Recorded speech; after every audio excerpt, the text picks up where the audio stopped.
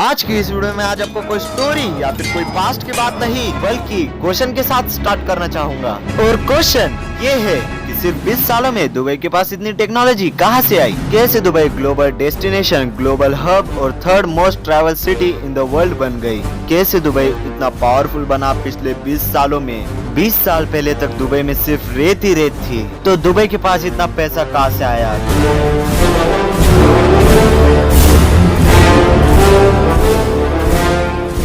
तो शुरू करते हैं इस Highness Sheikh Mohammed bin Rashid Al Makhdoom से। ये दुबई के रूलर, यूएई की प्राइम मिनिस्टर और बड़े विजनरी लीडर है। कुछ लोग तो ये सोचते हैं कि दुबई के पास इतना पैसा तेल के कारण आया हुआ है, जो कि गलत है। तेल का रेवेन्यू दुबई के पास सिर्फ 1% है, ना कि 99.9%। दुबई के रेवेन्यू को पूरी तरह से शिफ्ट कर दी, ऑयल बेस्ड इकोनॉमी को टूरिज्म बेस्ड इकोनॉमी बना दी, ऑयल बेस्ड इकोनॉमी को फाइनेंशियल हब बेस्ड इकोनॉमी बना दी। इनके जो his royal highness Sheikh Mohammed है ना, इनको एक बीमारी हो गई है। वो क्या है? Allergy to average. जी हाँ, एलर्जी टू एवरेज, मतलब कि इन्हें कोई एवरेज पसंद नहीं है। Dubai never settles for everything less than first place. इन्होंने अगर कुछ बनाने की सोची तो पीछे नहीं हटेंगे। अगर मॉल भी बनाएंगे तो दुबई मॉल बना देंगे, दुनिया का सबसे बड़ा मॉल। अगर टावर भी खड़ा कर देंगे तो बुर्ज खलीफा खड़ा कर देंगे, दुनिया का सबसे बड़ा tower. Palm Jumeirah man made island इन्होंने बना दिया। और तो और इतना ही नहीं, इन्होंने अंडर वाटर ब्रिज बना दिया, अंडर वाटर टेनिस खेलने का अरेंजमेंट कर दिया। दुनिया का सबसे expensive 7 star, the only 7 star hotel in the world, the name Burj Al Arab. एक आम आदमी उसमें घुस ही नहीं सकता बिना बुकिंग के। और तो और चप्पल पहन के आप उसमें एंटर नहीं कर सकते। दुबई में आपकी गाड़ी गंदी नहीं हो सकती। अगर आपकी गाड़ी गंदी दिखी तो 200 दिरहम का फाइन लग सकता है। और तो और अगर आपको अपनी गाड़ी धोना हो तो एक आम आदमी से नहीं धुलवा सकते। गाड़ी धोने के एक अलग अलग स्टेशन है। दुनिया का सबसे बड़ा फूल का बगीचा, रेत के अंदर फूल उगा दिए। दुबई मिरेकल गार्डन, रेत के अंदर फूल। दुनिया का सबसे बड़ा 5 स्टार होटल JW मैरियट, इसे बना दिया। दुनिया की सबसे बड़ी सोने की मार्केट द गोल्ड सूक, इसे बना दिया।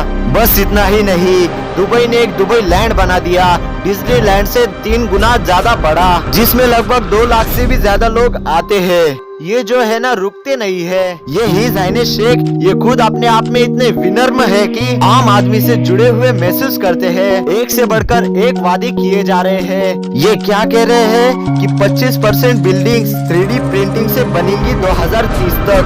3D प्रिंटिंग समझते हैं? ऑलरेडी 40 माले की बिल्डिंग बनी हुई है दुबई में। 3D प्रिंटिंग, प्रिंट आउट निकाल कर बिल्डिंग खड़ा कर दी। ये रुकने वाले नहीं है।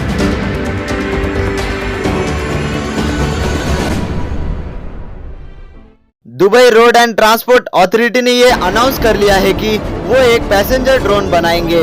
पैसेंजर ड्रोन का मतलब आप जानते हो? इसका मतलब ये है कि एक आम आदमी जिसका वजन 100 किलो के आसपास हो, उसे ये ड्रोन 150 किलोमीटर प्रति घंटे के स्पीड से कहाँ भी ले जा सकता है। ऑलरेडी इसकी तैयारियां हो चुकी है, टेस्ट हो चुके हैं, बस इसे लॉन्च करना बाकी है। ये कब लॉन्च होगी वो पता नहीं। His royal highness Sheikh Mohammed bin Rashid Al Maktoum, इनका मानना ये है कि ordinary people they save money to party, but extra ordinary people they save money to build great empire. Sheikh Dubai के लिए और भी फैसिलिटीज लाना चाहते हैं। ये दुबई कैनाल प्रोजेक्ट भी चालू कर रहे हैं और साथ ही साथ दुबई के लिए फ्री वाईफाई फैसिलिटीज भी लाना चाहते हैं। दुबई कैनाल प्रोजेक्ट के अंदर ट्रांसपोर्टेशन के तरीके को बदल देंगे। उसी के अंदर ये 200 घर भी बनाएंगे जिन्हें ये बेचेंगे। अब आप सोच रहे होंगे कि अबू धाबी क्यों ग्रो किया, तो इसका एक जवाब है। इसका जवाब ये है कि उसके पास तेल है। अबू धाबी को क्या है, तेल निकाल दिया और बेच दिया। बाकी कंट्रीज भी ऐसा ही कर रही है। लेकिन मैं ये बात क्लियर कर दूं कि दुबई के पास कुछ भी नहीं था। जैसे कि मैंने आपको पहले ही बोला कि दुबई के पास सिर्फ रेत थी। शेख ने दुबई को एक स्मार्ट सिटी बना दिया।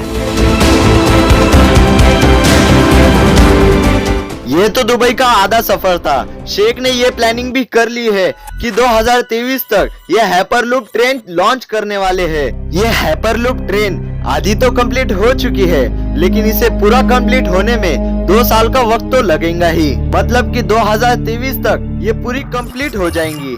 ये क्या है? एक वैक्यूम ट्यूब होती है जो कि अबू धाबी से दुबई तक सिर्फ 12 मिनट में ट्रैवल कर सकती है। ये शेख बड़े दूर तक की सोचते हैं, इसलिए ही गाड़ियां भी ड्राइवरलेस कर रहे हैं। इनका मानना ये है कि 2025 तक 25% गाड़ियां ड्राइवरलेस हो जाएंगी। ये 30 पैसेंजर की गाड़ी बिना ड्राइवर की होने वाली है। और तो और इतना ही नहीं, वो गाड़ी ऑटोमेटिकली आपके पास आ जाएंगी। अगर आपको गाड़ी के अंदर एंटर करना हो तो आपको मोबाइल से एंटर करना पड़ेगा। जी हाँ, मोबाइल से, एप्लीकेशन से आप उसमें एंटर कर सकते हो। सिंपली बस आपको उस ऐप के अंदर आपका नाम और लोकेशन डालना है, तो आपको वो गाड़ी बिना ड्राइवर के कहाँ भी ले जा सकती है।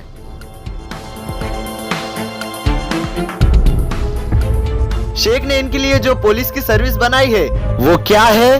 Policing without police. ध्यान दीजिए, पुलिसिंग विदाउट पुलिस, यानी कि बिना पुलिस के पुलिस।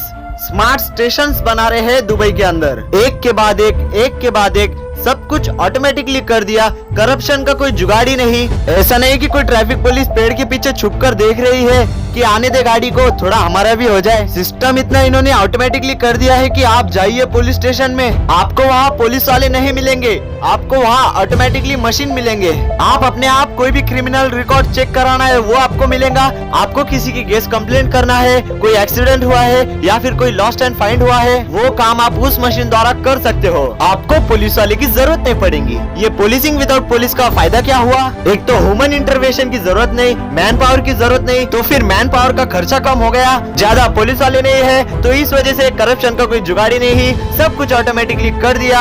और इनफैक्ट जो बचे कुछ पुलिस वाले हैं उन्हें सबसे एक्सपेंसिव सुपर कार दे दी।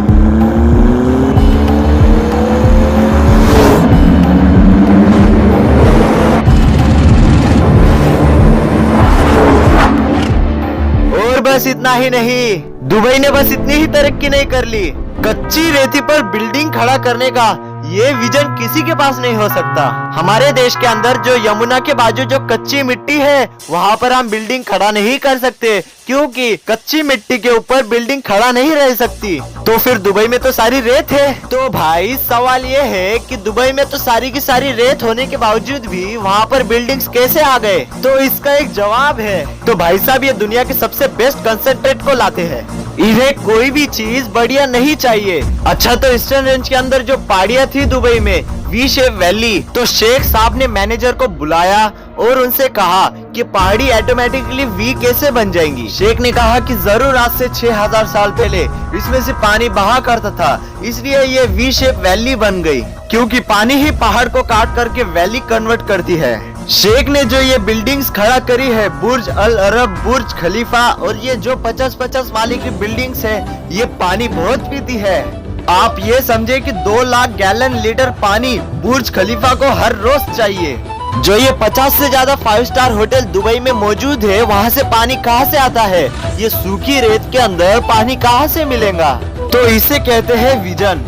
तो वो वी शेप वैली के पास गए और वहाँ पता लगाया कि आज से 6000 साल पहले वहाँ जरूर पानी बहा करता था। तो शेख साहब ने खुदाई करवाई और ये पता चला कि कई किलोमीटर नीचे आज भी पानी रेत के नीचे दबा हुआ है। इन्होंने वाटर मैनेजमेंट ऐसा बिल्ड किया कि वहाँ से वो पानी एक्सप्लांट करने लगे, और वो पानी एक्सप्लांट करते ही दुनिया की सबसे सूखी रेत के ऊपर कुछ सालों बाद बिल्डिंग्स खड़ा होने लगे।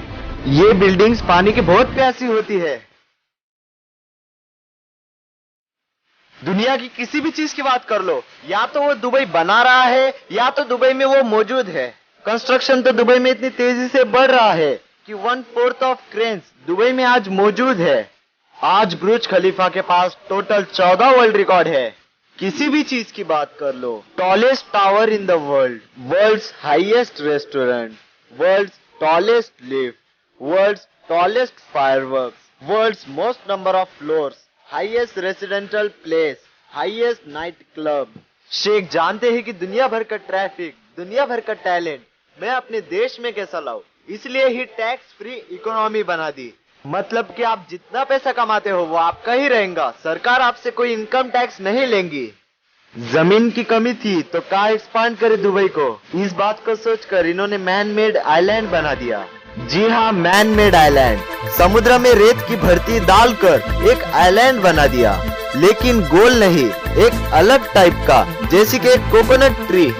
शेख ने सोचा अगर मैं गोल टापू बनाऊंगा तो इसमें कम ही बिल्डिंग्स आएंगे, लेकिन अगर इसे हम कोकोनट ट्री जैसा शेप देंगे तो इसमें बिल्डिंगों का ढेर लग जाएगा। तो इसी बात को मद्देनजर रखते हुए इन्होंने palm Jumeirah man made island बना दिया।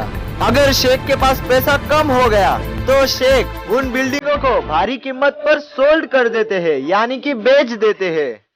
एक्चुअली क्या है ना, ये कई प्रकार से ग्रो करते हैं, लेकिन सबसे बड़ी चीज है फाइन। और इन फाइन के चलते दुबई की जनता एकदम सीधी रहती है। दुबई के लोगों को पता है कि अगर इधर कोई लड़की को हाथ लगा दिया तो सीधा जेल होंगी। जैसे कि मैंने आपको पहले ही बोल दिया है, अगर आपकी गाड़ी गंदी दिखी तो सीधा फाइन लग सकता है, अगर चेक बाउंस हो गया तो सीधा जेल होंगी, अगर आपने जाने अनजाने में कोई सिग्नल तोड़ दिया तो आपके अकाउंट से 200 दिरहम डायरेक्टली कट हो जाएंगे। शेख ने दुबई को इतना डिसिप्लिन कर दिया है कि वहाँ की जनता कोई चोरी नहीं करती, वहाँ कोई रेप नहीं होता, ना ही वहाँ कोई रूल्स तोड़ता है। अगर आपने अभी तक हमारे इस चैनल को सब्सक्राइब नहीं किया हो तो जल्दी सब्सक्राइब कर ले और साथ में बेल आइकन का बटन दबा ले, ताकि आपको आने वाली हमारी वीडियो की फर्स्ट नोटिफिकेशन अपलोड करते ही तुरंत मिल जाए।